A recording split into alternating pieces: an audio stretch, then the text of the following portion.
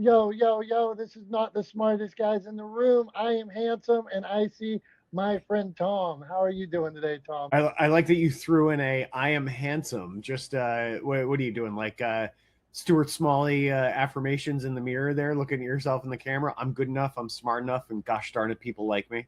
I like a little Stuart Smalley. Who knew that back in the day that I would be in the business of motivation and Stuart Smalley was my early influence. So yeah, a little Tom's handsome too. So we're here today. We're doing Stars and Stripes. What's up, Jamie?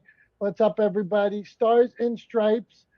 This is instead of handing out lumps of coal like we do at Christmas time, in honor of July 4th, 250 years of America, we are going to hand out Stars and Stripes today, meaning we want to talk about what we love about America, what's great about this big country of ours. So, Tom, what say you? What are you thinking about the topic? Yeah, man, I like it. I think I don't know, like it's in our modern politics, patriotism has kind of become like a bit of a contentious term, and I don't think it should be.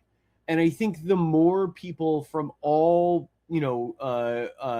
perspectives on the political spectrum embrace patriotism, then I think that's a good thing. I think the other side of it, though, is that we have to be honest about what patriotism is, right? And I don't think patriotism is I don't think patriotism is just blind allegiance, right? Like that is not patriotism. What I think patriotism is love for your place of origin, your national identity, right? And I think like anything else, that love is complicated, right? Love is not a simple thing. I think anybody who's ever had an interpersonal relationship with another person, where the big L word has come into play, can attest to the fact that love is complicated and messy and not always happy, right? But it's worthwhile, right? It is a state of being that is worth the effort and the work that goes into it. And I think patriotism is just like that, right? It's not always smiles and happiness, right? It is not always blue skies and clear sailing. Sometimes it's messy, sometimes it's dirty, sometimes it's upsetting, right? But it's always worth it. And so yeah, so I think we should work to get away from this sort of divisiveness around patriotism, because patriotism by definition shouldn't be divisive, it should be inclusive. And so yeah, so that's the way I'm coming at this today. Tom, well, this is a beautiful thing. So, and we may go from hamburgers with bacon on them to certain amendments we like. So, or all of them. So, Tom, do you want to lead today with a first thing you love about America? Yeah, and I think we can just start with something simple, right? Something simple that we have essentially given to the world, that I don't think the entire world fully appreciates the way that we do, but I think it's a great contribution to society and culture, and that is peanut butter. Peanut butter is quintessentially American, right? It was created by George Washington Carver, and it is an American thing. Putting peanut butter on stuff, in stuff, eating it straight out of the jar with a spoon, whatever the case may be, is something that is very American. And what's funny to me is until you travel, right, or you experience other cultures or witness other people experiencing sort of our food culture, you don't realize how American peanut butter is. Like there are lots of people, even in, like in countries in Europe, right? Like in Western Europe, in England, even I've met people and have known people that have never tasted peanut butter before, right? Before either traveling to the US or having somebody present it to them. They'd never tasted it before. They didn't know what it was. They didn't know what it would taste like. They were suspicious of it. They were confused by it. Some of them don't like it, which is, fine, I guess. But yeah, peanut butter is quintessentially American. It's a great thing, and it is actually a really good food product, right? It has a really good balance of nutrition, and it's something that we've used in nutrition assistance programs around the world to help other communities. So for all of those reasons, yeah, I think peanut butter is something good that America has given to the world. That's a strong first answer, Tom. I enjoy my peanut butter as well. I'm going to lead off. And it's funny when you were saying all these things, I'm like, yeah, I'm going to switch. I'm going to switch. I'm going to switch. So for me, I'm going to go with a good all American football tailgate. I prefer that it not be snowing or freezing out because that affects my tailgating a little bit, my comfort at the tailgate. So give me a 50 to 70-degree tailgate, preferably a football game where friends are gathering, drinks are going down. We're all in shared interest of the team that we love, specifically my Pittsburgh Steelers. But Tom, for me, first one I'm going with is an all-American tailgate. I like that. And actually, if you want to see, there's a really there's a good YouTube channel. I like a lot of their content anyway, called Jolly, and it's these two British guys. They travel all over the world. They do a lot of food content.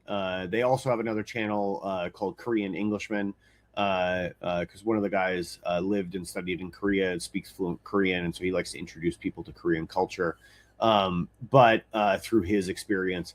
But anyway, they did a series where they've come to America and they've like kind of experienced American food culture and different aspects of American culture. And one of the things they did was they went to a Detroit Lions tailgate. And they didn't know what tailgating was. They had no reference for it. It is not something that really exists outside of American sports culture. And obviously, American football is very much a U.S. Invention. We're the only country in the world that plays it, which kind of makes it funny that we call the Super Bowl the World Championships when we're the only people that play the sport. But anyway, they went to a Detroit Lions tailgate and they were just gobsmacked, jaws on the floor the whole time, just trying to wrap their heads around what was happening. And how much fun they were having.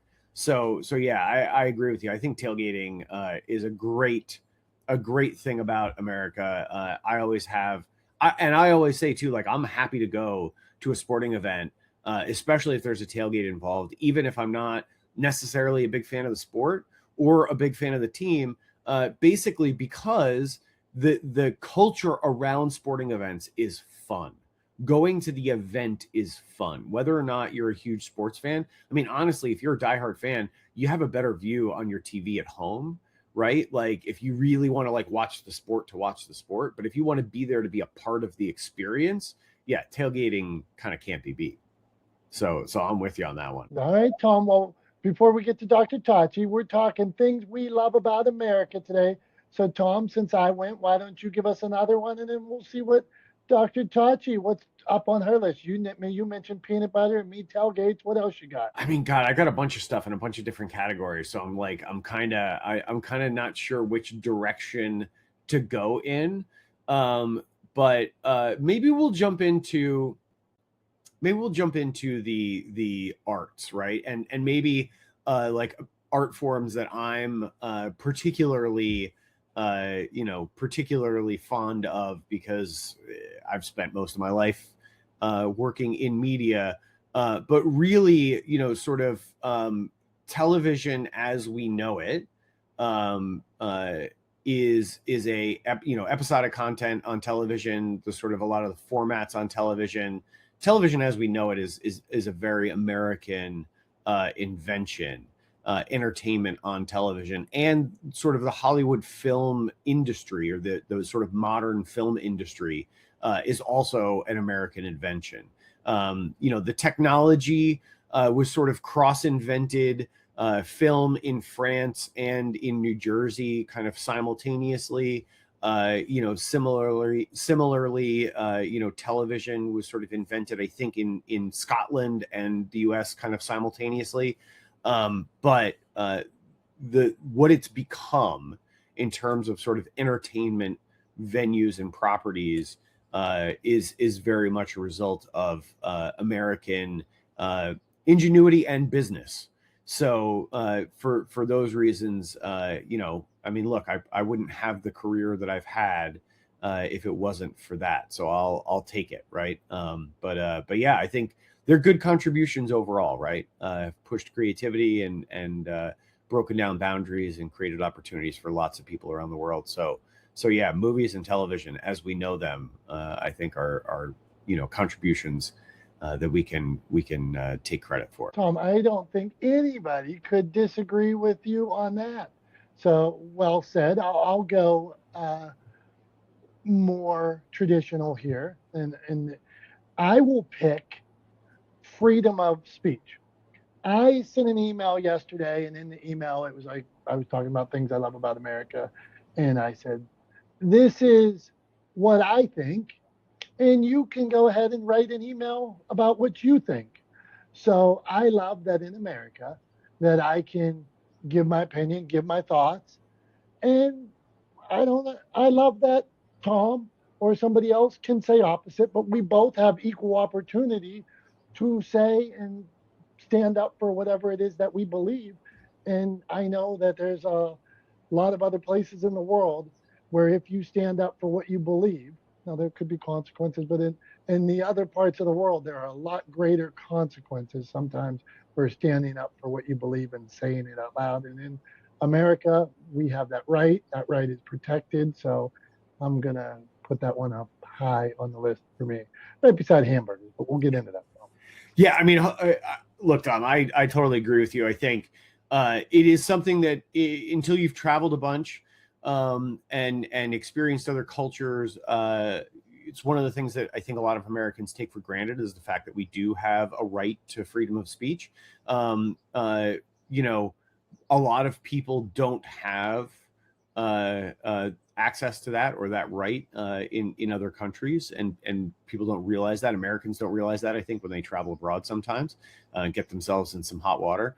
But I think the other side of that too is that right, as with any other sort of right, also comes with some responsibility. And one of the things that people have to remember is that freedom of speech is not freedom from social consequence, right? It is freedom from criminal prosecution, right? It means the government cannot punish you for saying something out loud or for disagreeing with them, right? That's what that freedom was designed to do, that freedom of speech that's guaranteed in the Bill of Rights. But it is not freedom from social consequences. So if you have a bad opinion about something, it doesn't mean that you can't get fired, right? That is not a violation of your free speech. If you say something awful and your company says, yeah, we don't want you anymore, get out of here, guess what? They're not violating your freedom of speech because they are not the government and they're not prosecuting you. So I think there's a lot of confusion there that people think it means you can say whatever you want and no one can hold you accountable for it. And that's not what it is. It is not freedom from accountability. It is freedom from prosecution for saying things against your government, right? Which is also quintessentially American, right? But yeah, I think that often people need to be reminded of that it is not, those two things are not the same. Freedom of speech doesn't mean you can say whatever you want and no one can say anything back to you. Because, I don't know. I, for one, if you say something that I think is abhorrent, I'll tell you, can't stop me because I also have freedom of speech. Hey, we respect that about you, Tom. We know that. Stars and Stripes, what we love about America. Dave, he tells us it's Canada Day. Dave, we're gearing up for 250 here, the big celebration in America. So everybody's checking out of work. Everybody's mind is on the weekend parties and the 250 parties and things like that. So no offense taken on, no offense meant on Canada Day, but we're in full 250 celebration mode here. So, Dr. Tachi, besides your love of hats and Waffle House, uh, what do you love about America? What do you want to share with us? Don't have people thinking I love Waffle House, Dominic. I'm sure it's just fine. The thing that is actually great in my opinion is the fact that you can visit nearly every corner of the world here, depending on where you are and what city you're in. I've come across so many different types of cultures. One of my favorite types of food, of course, Nigerian food, but one of my others is Ethiopian food. And that's because I lived in DC for like 10 years. So I was really, really immersed in Ethiopian culture and got to eat Ethiopian food on a regular basis. So there's just so many different cultures that exist here from all over the world, and you have a chance to visit them through food, through dance, through music, etc. That is a good answer. And I find myself in my travels trying new things. Well said, Dr. Tachi. Tom, what do you say on that? And you got another one for us. You're up again, man. I mean, I think that's great, and I think to Dr. Tachi's point, it's not just around big cities, right? That you can experience those windows into other cultures, particularly through food, because if as you travel around the U.S., you'll find that there are little pockets of places where groups of people, as they've emigrated here, have settled together and they've carried on some of those food traditions over time, right? And so it's the reason why you find sort of like German food culture in like Western West Virginia in Appalachia, right? Like why you find some French influenced food culture and Acadian food culture in the sort of the Creole and Cajun influences in Louisiana because of the emigration of Acadian peoples down there from the Northeast. So yeah, there's pockets all over the country, right? Ethiopian food in DC, right? I mean, is it I always get it wrong. It's either Injera or Injera, but I mean, it's such a great experience. If you haven't eaten Ethiopian food, it's such a great experience. There's this sort of like flatbread that's kind of like a bready, kind of pancakey kind of thing. It's a little bit sort of elastic and chewy, but it's called, I believe it's pronounced Injera, but I may be saying it wrong. But it's also a little bit tangy. It's usually made from like a sourdough kind of thing, and you tear off a piece and you use that to pick up the food to eat, and it's a great sort of communal eating experience. Is it kind of like a non bread? It's really fun. It's not no, Stephen, and if you don't mind just hanging tight, because we are live streaming this, so we'll come around to you, I promise, give you a chance to chime in. But no, it's more like sort of it's more like a pancake kind of. It's a flatbread, not like a naan. It's a very particular thing, but yeah, I mean, it's a great eating experience for sure. So I highly recommend to anybody who has the opportunity. While we're on food, and we're talking about great food that is quintessentially American, we wouldn't be doing American food culture justice if we didn't celebrate barbecue, right? I mean, barbecue is influenced absolutely, particularly by African food cultures, right?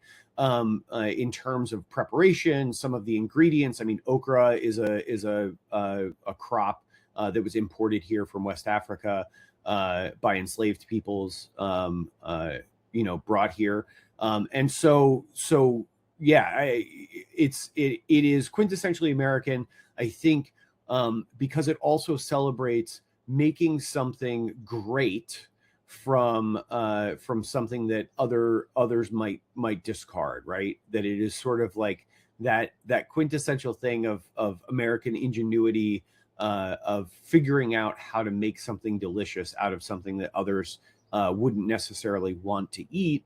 And that's how we ended up with brisket, which historically was a very tough cut of meat that most people was sort of, considered an offcut and didn't really know what to do with it. And you end up with ribs and brisket and Boston butts, which is the shoulder of the pig, which tends to be pretty tough, all transformed through low and slow cooking over open fires and using wood into incredibly delicious things that people celebrate now and are very much an American invention. So yeah, I think we'd be remiss if we didn't mention barbecue in this. And hey, everybody's barbecue is a little bit different, and I think that's also one of the great things. You go to North Carolina or South Carolina, you get different barbecue in both places than you get in Virginia, than you get in Georgia, than you get in Texas, than you get in Kansas. So that's one of the other great things about barbecue is every region kind of has their own spin on it, and they're all freaking delicious. That's a good one. I'm going to follow that right up, Tom. You and Dr. Tachi, she mentioned the cultures, you mentioned the food. I love going different places around the United States and seeing different ways people live and the traditions they've carried on. So one I want to go with is the Texas stockyards in Dallas, Fort Worth. They're still like old school stockyards. They look like the 1800s. It looks like the cowboys and stuff would come right out. And they have like these giant steers that come out with their horns on them are about 5 feet long on each side. And they walk down the middle of the street at a certain time of day. And just that, the history of it, the culture of it. And on that same road is all the barbecue places and giant steakhouses and everything like that. So it is just a cool place, and America has a lot of cool places. I got a lot of places on my list. So, what say you, Tom? And then let's hear from Steven. Yeah, I'm with you. Actually, I just saw a video of that sort of that parade that they do in the stockyards in Dallas Fort Worth. I think they do every day, right? Where they march or herd the longhorn cattle down the road there. In the way that they used to, sort of doing a recreation. I mean, obviously those cattle are not headed to the slaughterhouse because they're kept there for. I mean, I think some of them are kept there specifically for that purpose, so that they can do that recreation on a regular basis for everybody. But yeah, it's a cool place for sure. So that's Steven. Things we love about America. Give us one that is on your list, Steven. Oh, my favorite one. It is our freedom of speech. I saw this morning on a Facebook post somebody was crying about an FDT sign in their community, and was like, I want to live in a community without politics. And I'm like, well, unless you're a fascist, that sign, you should be happy about it, because that is the sheer expression that we're allowed to express ourselves the way we want to in our country. And it is the greatest attribute of being an American, and I'll never let it down. So that is my absolute top number one favorite thing about being an American. Steven, you earned yourself a number 2. Favorite place or food in America? What do you got for us? Oh, favorite place in America. I really love Flagstaff, Arizona. It is by far one of my favorite places in the United States of America. And well, I'm from California, so I'm biased. There's no other place in the United States where you can go surfing, skating, and then snowboarding all in one day. So very grateful for my home state of California. And my favorite food, man, there are so many of them, I can't pin one down. But again, thank God for this great melting pot where we get to experience food from all different cultures. I am a foodie. I can't really pick a favorite food because I haven't eaten everything yet. So, Stephen, good stuff, man. We appreciate you being here. Stars and Stripes, what we love about America. This is not the smartest guys in the room. Those blue skies, I had that on my list. The blue skies of California, intoxicating. Julie Loken.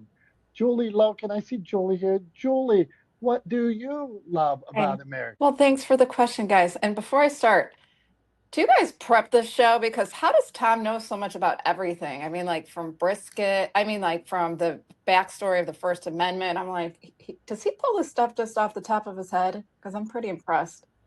I promise you this. I did. So the only preparation I did, Julie, to answer your question, is to create a list of things that are sort of quintessentially American. And yeah, everything else, for better or worse, I'm just pulling out of I don't know. out of the back of my head. So you continue to impress. I'm like, this dude is I mean, I know this is not the smartest guys, but I don't know. I mean, Don, no offense, but your partner here is like pretty smart. So I know a little about a lot. That's yeah. I know a little bit about a lot. That's and it only comes in handy at Wednesdays at 9:30 Eastern time, right? Pretty much. Yeah. Mm-hmm. Okay, Julie, go. Okay. What you got for us? Come on. I got two things. One, the immigrant success stories, because I come from an immigrant family and it's near and dear in my blood. And entrepreneurship, because in a lot of countries, entrepreneurship isn't as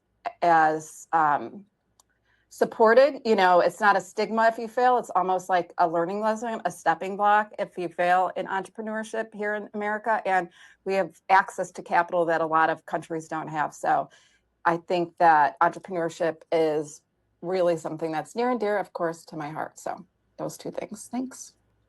And I love macaroni and cheese, if that's American food. There we go. Okay. I'm telling everybody in this room, we are coming back around too. So you've all earned, you've done a good job. You've kept it concise. You were on message. Well done. So now you're part of our little experiment, our social experiment, 250 years of it today. Soon. So Tom, you got another one for us? Yeah, and I was going to say, I think, like to Julie's point about immigrant success stories, I think it's also good to remember, right, that unless you are descended from Native people here in the U.S., or you were descended from people who were brought here against their will, we are all a result of an immigrant story. Right. So it's always, I think it does all of us well to remember that we all are the end result or the beneficiaries of immigration. And so we should, give a little grace and extend a little courtesy and a welcome to other people who are doing the same now that our ancestors did in the past. Right. Say that one again, Tom. Right. Trying to make a better life for themselves, right, and for their families and for their kids and their grandkids here in this country, the same way our ancestors did. For those of us who are the descendants of immigrants, which are the vast majority of the people here, right, are just descendants of immigrants and the beneficiaries of immigration here to the U.S. So as far as I'm concerned, I think the Statue of Liberty got it right. Give us your tired, your poor, your huddled masses yearning to breathe free, right? Wait, do you know that off the top of your head, Tom, by the way? Yeah, but I'm a New Yorker. I mean, it sits in New York Harbor. Like, I don't know the whole poem, but I know that part of it. But anyway, all right. So I'll come up with another one, and maybe we'll go a little bit light, and we'll keep it with food, because again, I think this is a food thing that I grew up loving, and I thought kind of everybody loved, and have found, as an adult, that not everybody loves this particular beverage the same way that I do. But I've also found out that it is very much an American invention, and that's root beer. I had no idea. As a kid growing up, I thought everybody had root beer, and I also thought everybody liked root beer because I've always liked root beer. But it turns out that not everybody likes root beer. In fact, some people really don't like it, especially people who haven't grown up with it. And it is very much an American thing and not something you can find very many other places in the world. So yeah, there's a lot of people who have never had root beer and who, when they taste it for the first time, really don't care for it, which I always kind of think is funny because I think it's delicious. But that goes both ways, right? I mean, there's plenty of things that lots of Americans get to try for the first time when they travel and they don't particularly care for. One of the funniest is if you ever catch a video of somebody trying salted licorice for the first time, which is a very sort of Nordic thing. I love licorice, and I actually like the salty licorice from Scandinavian and Nordic countries, but not everybody does. And yeah, so anyway, root beer is American, and I think it's great, and I love it. Good root beer. I love a root beer. Throw some ice cream in it, a root beer float. You're on to something there, Tom. Tom, I'll stick with food for you. I'm going to go. I had this yesterday, and it was as tasty as ever. So, number one at McDonald's, which is the Big Mac. I had a Big Mac. I had fries, and I had a Diet Coke, and my body is strong and fueled. So, Tom, number one, the Big Mac meal at McDonald's. That makes my list. I totally accept that as something you love. That is also, very American. I will say that I don't know that I would brag about it making your body strong because, Hey, I will tell you, and this full disclosure here, I was lifting weights yesterday morning, and I'm looking at myself, and I had a new ab right around here, Tom, a new ab forming. And I was like, hey, Liz, look at this new ab. I showed my son out by the pool, new ab. And because I knew it was going to be gone by the end of the day with a little bit of McDonald's and things. But yeah, yesterday in the morning, new ab, free McDonald's, and it was lost by end of day. I don't even know what to say to that. Like, there are so many ways in which that is a silly, ridiculous thing. I don't even know where to start with it. New ab. New ab. It was visible. It was visible. You didn't just make a new muscle yesterday morning, you lunatic. It popped out. It popped out. I'm telling you. Okay, Dr. Tachi, what we love about America, we're coming back to you, then we're going to Stephen, then we're going to Julie. So, Dr. Tachi, give us something new. What do you got? We sticking with a food? You can, anything. I want whether it's Jay-Z or whether it's a place at the beach, those sunglasses you were talking about the other day. What do you got, Dr. Tachi? Yeah, it's not going to be Jay-Z, so try and quell your disappointment with that. But I'll say two things. I am very, I think you know that I'm a dancer choreographer as well. And I'm very into dance. Of course, I started with African dance, but then, of course, I got into forms of dance that were, that emanated from African dance. For example, what Alvin Ailey Dance Theater does. I usually go to see Alvin Ailey every season. And so I've done like Afro-modern all forms of modern, Limon Dunham technique, Graham technique. So I love forms of dance that we're able to have access to, that they all started with forms of dance from someplace else, but have morphed into something very American, kind of like what jazz music was. And then the second thing, if we're looking at food, macaroni and cheese is wonderful, and that's actually an American invention. It was invented, now I can't remember his name, but last name Hemings, Sally Hemings' relative, I think either an uncle or whatever, so was enslaved under Thomas Jefferson, and he invented macaroni and cheese as a dish. And I watched if you watch High on the Hog, which is a Netflix documentary, and it talks about African American influence on culture, etc. And they actually talked about this. So, and I love macaroni and cheese. So that's something that I like that's purely American. Well, The noodles, of course, came from Italy initially, but Mac and cheese. That's a good one. And dance. So thank you, Dr. Tachi. Okay, stars and stripes. What we love about America. But before we go to Stephen and Julie, what we love about America is a good Tom's thumbs. So Tom, here's what I got for you today, and I want to put you against multiple people in this vast country of ours. We have ocean people, we have lake people. Some people go to the lake for the summer, some people go to the ocean for a week, you know. So, Tom, thumbs up or thumbs down, ocean goers are better than lake goers. Well, I think you know where I'm going to land on this one. This feels a bit like a setup, but I'll humor you and play along anyway.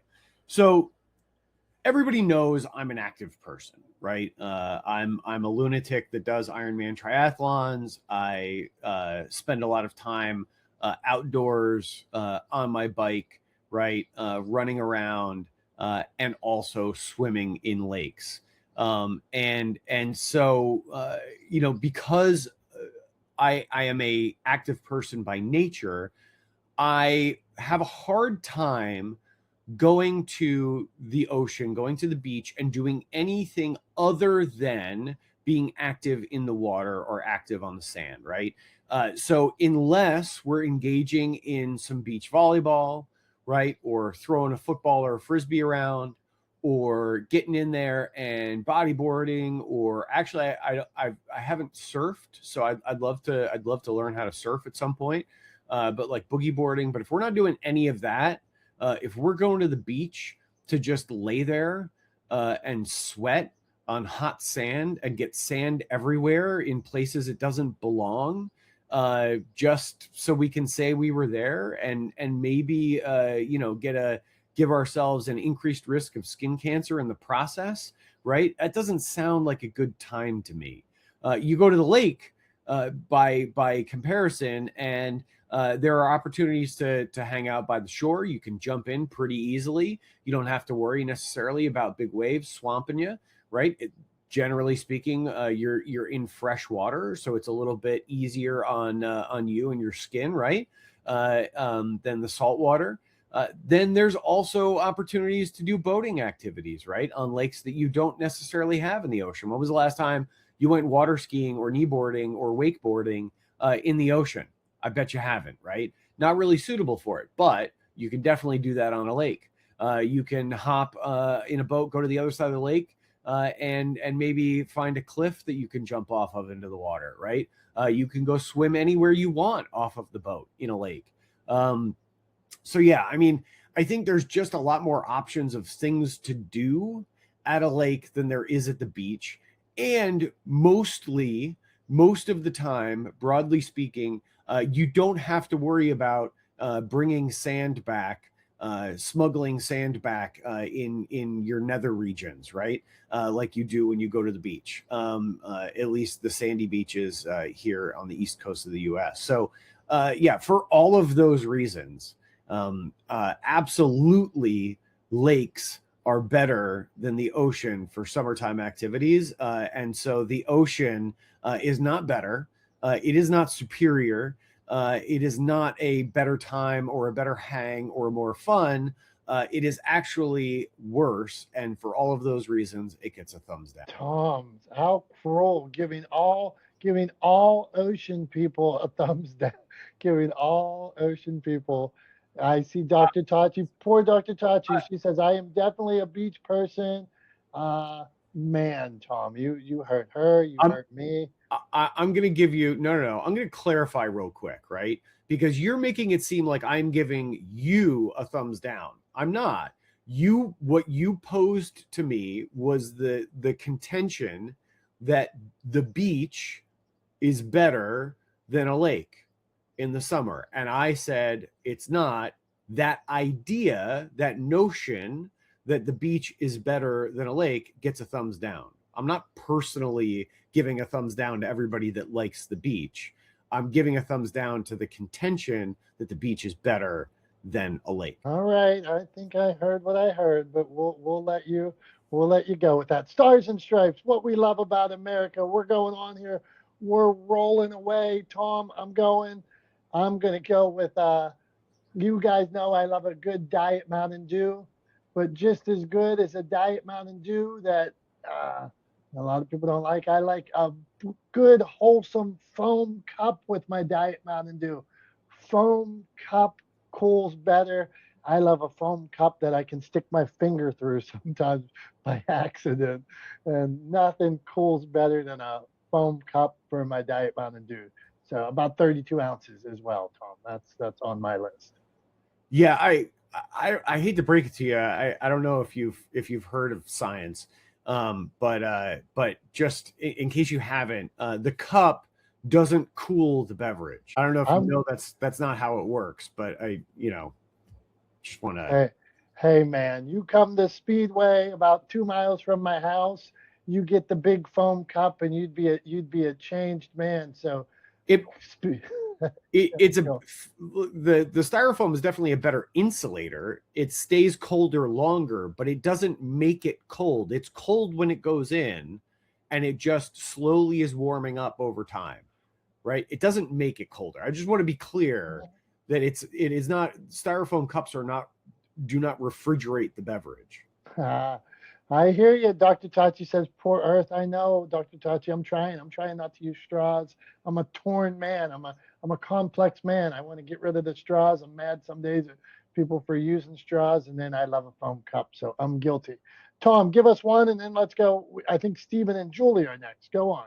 So Tom, you're first. All right, let's I'm going to get off food for the time being. So I'm going to say, and I'm going to kind of ride Dr. Tachi's coattails a little bit. I almost said, I almost combined coattails and Tachi. I almost made up a weird word there, but I'm going to ride Dr. Tachi's coattails for a bit, and just hit on some more sort of quintessentially American art forms, right? Because I think they deserve to be highlighted, right? And those are jazz, the blues, hip hop, rock and roll, country music, the Broadway musical, right? All of those are American art forms, right, that were developed here in America, right? Jazz and the blues and its derivative, its direct derivative, or their direct derivative, rock and roll, obviously come from the South, are steeped in the African American experience here in the United States, and were born out of slave culture here. But yeah, I mean, I think you cannot talk about arts and things that are quintessentially American without mentioning those particular art forms. Even I mean, just music in general, what the United States, what this country, the people of this country have given to the world in terms of music cannot be overstated. They are sort of dominant art forms globally for a reason. And so, yeah, I think they deserve to be celebrated. So, yeah, jazz, the blues, hip hop, rock and roll, country music, and even the Broadway musical, all American, all fantastic. Love them all. Tom, nailed it, buddy. I couldn't agree more. Stephen, what do you got for us? Give us one. What's on your list? Well, just got a comment there for proof or most not smart group. Come on, use it. I love you, but if you're gonna, you're breaking up on us a little. Love In and Out. I'm a California kid, born and raised on In and Out. Sorry, we got a little food war going there. But let's see. It's mentioned and cheese. Nobody's mentioned Spam. I love Spam. Not everybody's cup of, but the reward to Tom, if he knows the acronym of which Spam is. Good stuff. As well as I was going to say my immigrant story. My immigrant story is my grandfather in England from grandmother also came in through Ellis Island through from Ireland, and my grandmother was not able to have children, and they adopted my mother. So those two great immigrants who came into this country adopted an American child. Yes, here I am. So thank you to my grandparents for immigrating to this great country. Me, and yeah. So, Tom, do you know the item of spam? Let's go, Tom. Come on. I don't off the top of my head. I'm not going to cheat and look it up. I don't off the top of my head. I did know it. I know I've heard it before. Specially pressed American meats. There you go. My son, and he's in college. Him and his roommates went out and got some spam this year, and were cooking it up different ways to see how you eat it. First, they went like raw out of the can, and then they cooked it, and they were having a spam festival. Okay, stars Oh, and stripes. spam mac and cheese. That's why I had to bring it up. Spam with Spam mac and cheese. Roast, It's good stuff, dude. roast. Thank you, my friend. All right, Julie, what we love about America. You got another one for us, Julie? Go on.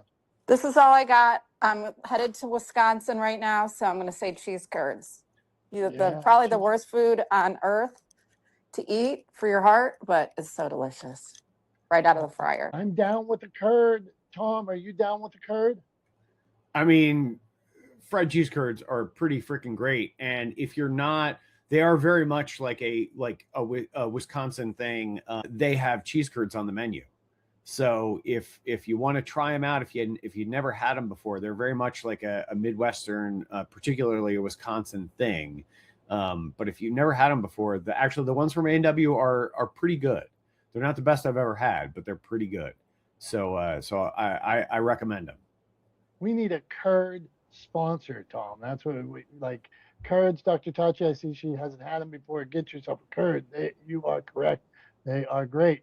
Okay, stars and stripes, what we love about America. This is not the smartest guys in the room. We love all of you and appreciate that you're here, that you're listening, that you give me and Tom a shot to talk about nonsense, talk about media, argue a little bit, and like Tom always says, and you continue over and over to help us, to prove to us that me and Tom are not the smartest guys in the room, although he's put in a good run on it today. You sound pretty smart today, Tom. So go on. You got one, Tom? Go. What do you got? Yeah, why not?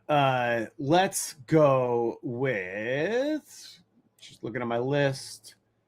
All right, here's something I love, especially being from the Northeast. This is very much a Northeast thing, particularly like a New York, New Jersey thing. But it's the diner. I mean, I love going to a diner, going to a good diner. Especially like the sort of like the old school ones that have kept tradition alive. There's a couple around where I live now that are, have massive menus where like the majority of the food is homemade. A lot of diners were owned by Greek immigrant families. It was sort of a traditional thing. And so like you can often get some Greek food, but then you'll have sort of quintessential, like, typical American stuff like, fried chicken or a burger or, things like that on the menu. But you can kind of get anything. And like, as a young person growing up in New York, we would go out to clubs, bars, whatever, be out late at night. And then on the way home, the diner was a stop, like Friday, Saturday nights. And actually, we went to the local diner in the town where I grew up. We went there so much when I was in my 20s that we actually became friendly with the woman who was the night manager there. She was Hungarian. And I told her the story one time that I had a teacher in high school who was also Hungarian. And at the end of the school year, she made chicken paprikash, which is chicken paprika, for the whole class, which is a very traditional Hungarian dish.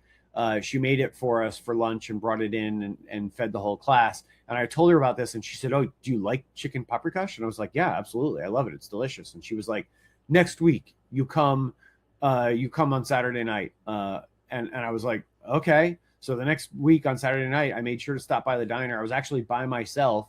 because a bunch of my buddies had gone home, and I walked in and she had made chicken paprikash at home and brought it in for me. And so I got takeout from the diner that I didn't pay for because she just gave it to me, because I made friends with the night manager. So, I mean, diners are a great institution, particularly here in the Northeast, and something I love about this part of America. So yeah, the humble diner. Tom, agree with you wholeheartedly on the diners. I've spent a lot of late nights in diners. I all told you about my buddy that used to get a key lime pie with a side of gravy, and that's how he topped off a late night of indulgence. So I'm with you on that. Also, quick shout out to the diner version of poutine, which we call disco fries, right? Which is literally a plate of French fries with like some melted cheese on top and a side of gravy, and you dip the cheese fries in the gravy. It's cheese fries and gravy, right?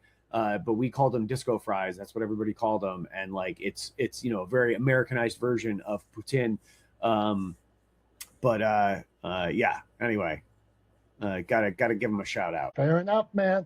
Okay, I got one for you that I am a lover of, and I'm very proud of. I'm going to take it a few steps here. I love our national anthem, Tom. I love going to a sporting event where the national anthem is played, like a Steeler game. I almost get the chills, and I wonder, is it because I'm cold? Is it because this is so special? Is it when that national anthem plays and the people hit the notes and the crowd roars? But on top of that, what I love even more than a professional sporting event national anthem, I love a national anthem at a high school sporting event, a high school game. It's so special when that national anthem's played and you see the guy 2 rows in front of you with the Vietnam veteran hat, and your buddy's sons getting ready to go overseas and defend our country, and to stand there with your friends in the community and they play that national anthem. I am in love, and I'm so proud to stand there and add attention to my flag. So that's what I got for you, national anthem, Tom. I'll take it. It's a 20th century addition to sporting events for sure. But it was I think first time it was done was during Game 1 of the World Series in 1918. I just looked this up real quick. I didn't know that off the top of my head, just to be clear. Yeah, during Game 1 of the World Series in 1918 was the first time it was played, and then it became sort of a tradition before every game during World War II. So yeah, definitely a 20th century addition to sporting events. Yeah, I think a good one. Well, thank you, Tom. Well, let's keep it going. We got time for a couple more, Tom, and then you got to take us away. So what do you got on your list? Super Bowl Sunday, right? It's become a big cultural event, right? People get together for parties. They go to people's houses. They go out to bars, right? They celebrate together. They eat together. About 16%, I looked this up, about 16% of Americans take off work on the Monday after Super Bowl Sunday because as we're eating and celebrating and watching football, we're also probably drinking a little bit. And so a lot of people like to take the next day off. But yeah, I mean, I love Super Bowl Sunday. I love it for the food. I love it for the community. I love it for sitting and watching the game together, whether your team's playing or not. It's always fun. Obviously I love watching the commercials and nitpicking them and often tearing them down and talking about what a waste of money they are. But the halftime show, all of it, it's just a great experience, right? I think Super Bowl Sunday is absolutely an American product, an American invention, and I love it. Tom, I am in on your Super Bowl Sunday, and even if I have to refinance my house, if the Steelers make the Super Bowl, I'm going, man. Which reminds me, so I'm going to go right into my next one, Tom. Man, I was at a Super Bowl parade the last time the Steelers won. It was great. We climbed up on buildings. The whole city was there. I won't miss a Super Bowl parade again. This weekend, I was at a parade for bikes and hikes in Connellsville. We did a community parade for 250, and like the whole community was there, like just enjoying the candy, everything, like the shirts on, the funny glasses, the soldiers, everything, all in this parade. So I was asking the people, because we were also filming for Bike Tonight, I decided I'd ask people what they love about the US. And over and over and over and over, like I was thinking I'd get like hamburgers, and most of the time the answer was freedom. And to what you were saying there, the Super Bowl, like the freedom to do what you want to do, the freedom to go for it, the freedom that you as a little boy have the opportunity, right, to go, little boy or girl. It's going to take luck, it's going to take hard work, but to go as far as you want in life and go wherever you want. So that freedom is my final one today. Yep. That's what I got, Tom. Yeah, well, I mean, obviously, I'm not gonna push back against that at all. But yeah, I think it's the opportunities that we're afforded here, particularly around freedom, are worth noting. So yeah, well said. And then I think what I'll do is I'll just go ahead and wrap it up, right? I think the whole idea behind this is we're coming up on 250 years. I think the official term is semi-quincentennial. It's the 250th anniversary of this country. And, as I said at the beginning, patriotism has become a bit of a divisive term. And I think we need to work past that, push past that, and make sure that people understand that there is nothing divisive about patriotism. Being patriotic is by nature inclusive. And I think in order to do that, we need to change the way we understand patriotism. Patriotism is not, to my mind, and I think this is a productive way to think of it, it is not blind allegiance. Patriotism is much more like the love of a parent for a child, right? And if you have kids, then this will make a lot of sense to you. If you don't have kids, well, you had parents probably. So think about how they cared about you, right? And what they did for you. And this is what I mean when I say it's like the love a parent has for their child. I think every parent wants their child to succeed. Every parent wants their child to be better than they were, right? Every parent wants their child to have more opportunity than they had. And what that means is sometimes you have to let your kid know when they're going in the wrong direction. Sometimes you have to correct them. Sometimes you have to lead them and help them to make better decisions, right? And I think patriotism is very much like that. Loving your country, having a love for your national identity means that you want to take that country, that nation by the hand and lead it in a better direction. It means that sometimes when that country goes in a bad direction or in the wrong direction, you need to correct them.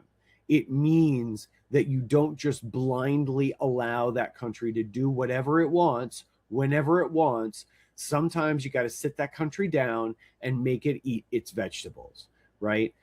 I think that's what patriotism is about. And I don't think that's divisive at all. If all of us treated this country the same way we approach the love for our children or the same way our parents loved us, I think we'd all be better off and we'd all live in a better America. So that's my wish going forward. And that's my hope as we move past this semi-quincentennial into the next 250 years, hopefully, of this grand experiment known as the United States of America, is that we love it a little bit more and we help it make better choices going forward. That's all I got for this week. We love you guys as always. We appreciate you. You guys are the reason why we do this show every week and why we are not the smartest guys in the room. So thank you for being here with us. Happy 4th of July. Happy Canada Day to Dave and to all of our friends up north of the border. And happy 4th of July to all of those of us here in the U.S. We wish you all the best, and we'll see you guys next week. Until then, have a great rest of your week and a great weekend. We love you. Bye-bye.